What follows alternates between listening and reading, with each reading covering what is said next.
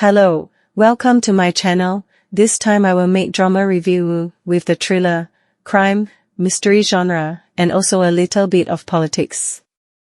This drama is titled Buried Hearts. Is a very complex drama with full of intrigue.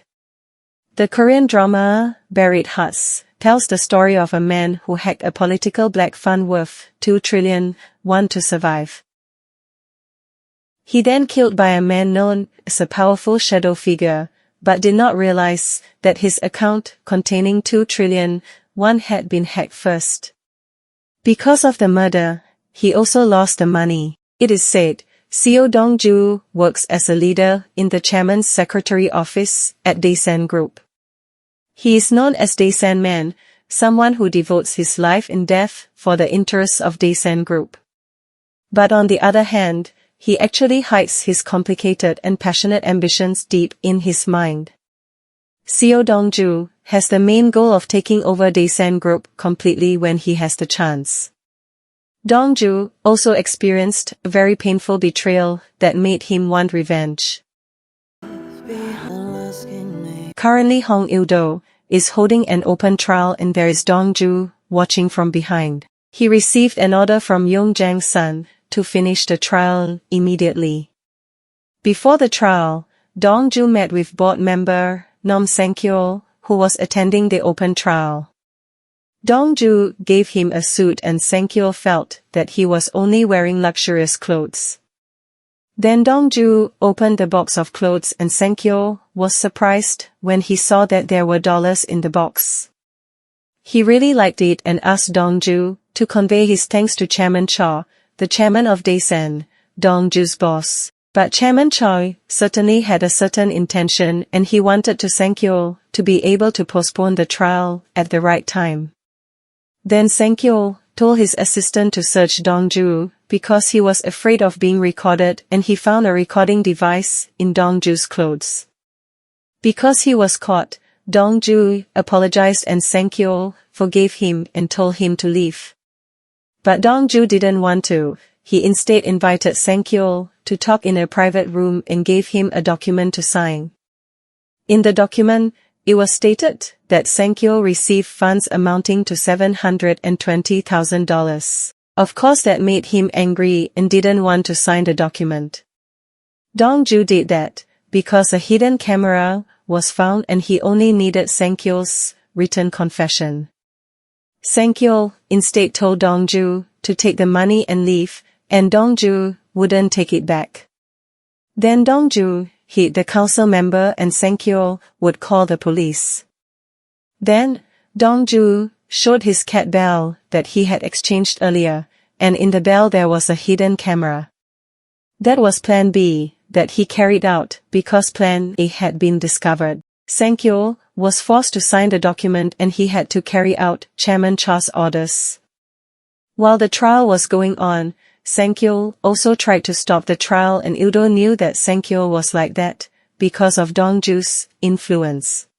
At the Daesan office, Dong Ju met with Director Choi. He praised Dong Ju's hard work in Il-do's trial. Then Miss Yeo Eun-nam from Daesan Energy Seoul headquarters came. They introduced her to Dong Ju. But suddenly Dong Ju got a call and when Eun-nam left, Dong Ju saw her. Dong Ju was surprised when he saw Mr. Yeom there and there were Chairman Cho and his son, Il-do. Because they were going to discuss something confidential, Chairman Cho told Dong Ju to open the secret room. Mr. Yeom never knew Chairman Cho was so careful. And they asked, has Mr. Yeom checked their money transfer to his Swiss account? But it turned out that the amount was not exactly as Mr. Yeom had planned with them. It turned out that the funds were sent for the approval of the merger of Daesan Chemical with Yuseong Chemical. At that time, Mr. Yeom wanted to contact someone first before deciding, and he went out to make a phone call because the room blocked the phone signal. Chairman Cho told Il-do not to make a rash decision and not to trust Mr. Yeom too much. When dealing with him, take good care of himself. But Il-do felt sure that they could be with Mr. Yeom in this matter. Then there was a knock on the door, and it turned out that Mr. Yeom was the one who knocked on the door. He informed that the Yeom chemical merger had been approved. Hearing that, Dong Ju planned to meet the person in charge at the Yeom Chemical Bank. And Mr. Yeom told them to decide immediately, because there was another group interested in Yeom Chemical too. Dong Ju was looking for someone when he got home. He saw a room with a painting there and suddenly a woman hugged him from behind. She was Yeom Nam, who had previously met him at Daesan. It turned out that they had dating. Nam feels strange because Dong Ju takes a shower wearing a watch, and Dong Ju says that his watch is waterproof even though it's fake. Dong Ju plans to buy a real one when they get married and consider it an engagement gift. Then, Director Choi calls Dong Ju and discusses Chairman Cho's granddaughter's wedding. Chairman Cho instructs that this be kept a secret from the group and media, and only close family will attend. Dong Ju will arrange the wedding preparations and will report it to Director Choi. But Director Choi feels it's a shame because Dong Ju should have been the one to marry his granddaughter, but why does it feel like the opportunity was lost? He wonders why Dong Ju gave up. Didn't he want to secure his position in Daesan? Dong Ju tells Nam that he was asked to prepare Chairman Cho's granddaughter's wedding. Then Nam asks if it's because of her. Dong Ju stopped pursuing the chairman's granddaughter. Dong Ju feels that it is because of himself. To be precise, it is because Dong Ju fell in love with Nam. Even though Dong Ju had told Nam before, but Nam kept asking. That is because Nam likes to hear Dong Ju's answer. Chairman Choi feels that he has been the chairman for a long time. It's 29 years, and he should promote Il-do to be vice chairman. Chairman needs to see if Il-do has what it takes to be chairman himself, not just as part of the Cho family. Because he is a son-in-law and not from a bloodline, but a son-in-law still has more weight than an outsider.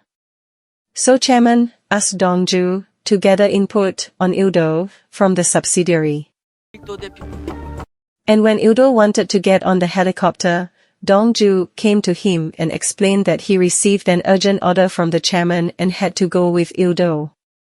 Of course Il-do wanted to know the reason, and Dong Ju explained that the chairman wanted to promote Il-do to vice chairman of the group. Dong Ju was told to meet with the executives for the next 10 days.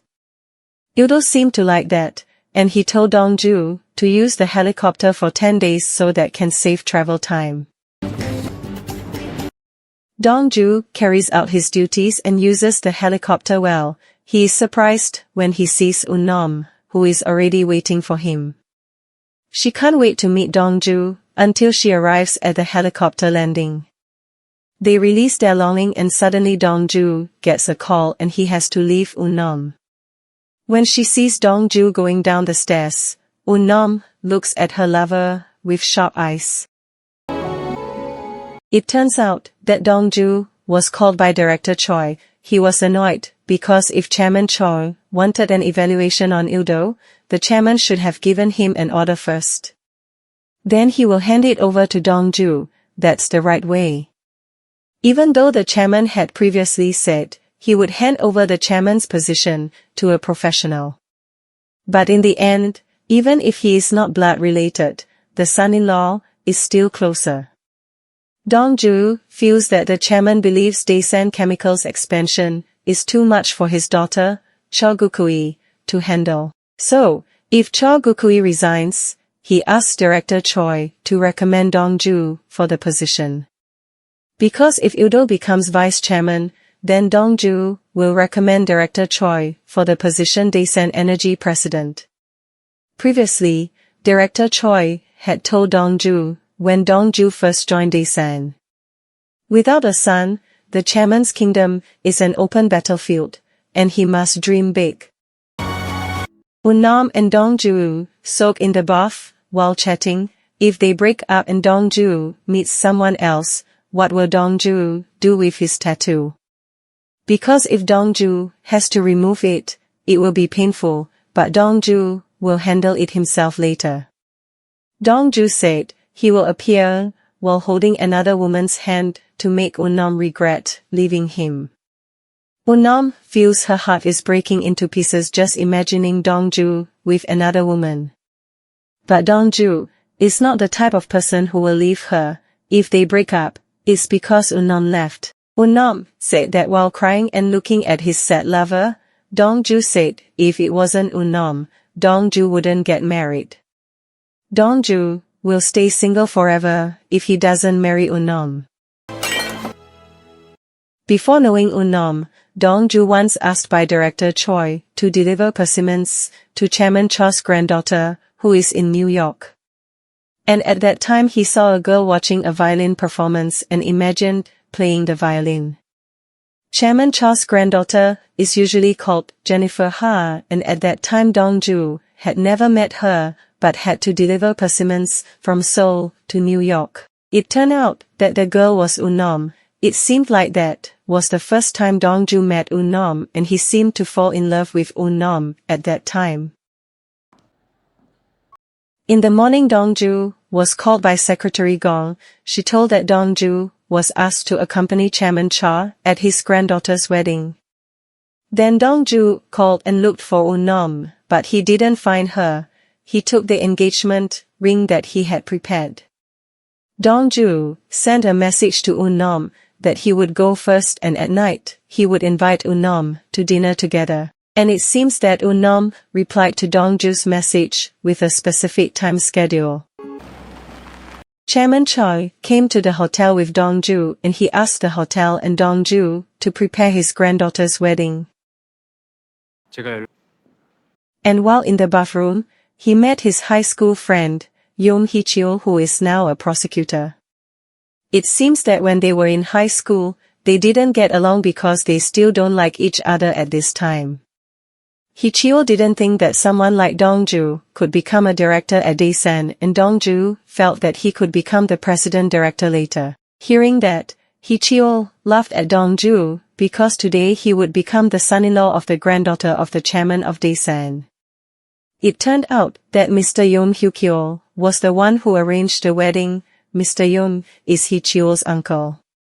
And if Mr. Yeom joins the Daesan family, it will be difficult for Dong Ju to become the president director at Daesan. Jang arrogantly tells Dong Ju to resign before it's too late, or he'll be fired. But if Dong Ju wants help from Jang, he tells Dong Ju to beg him. Hearing that Dong Ju is very angry and hits Jang. That was the last blow, and Dong Ju considers it a break for what happened in high school. Finally, the wedding of Chairman Cho's granddaughter took place. The groom Yeom Jang entered the room and was followed by the bride who entered the room. How surprised Dong Ju to see that the bride was Unnam, and Unnam looked at Dong Ju with a sad and confused look. Then there were some security guards who came and hit Dong Ju because Dong Ju seemed to not accept the marriage. He looked at Unnam with sadness and anger. He couldn't believe what in front of his eyes right now.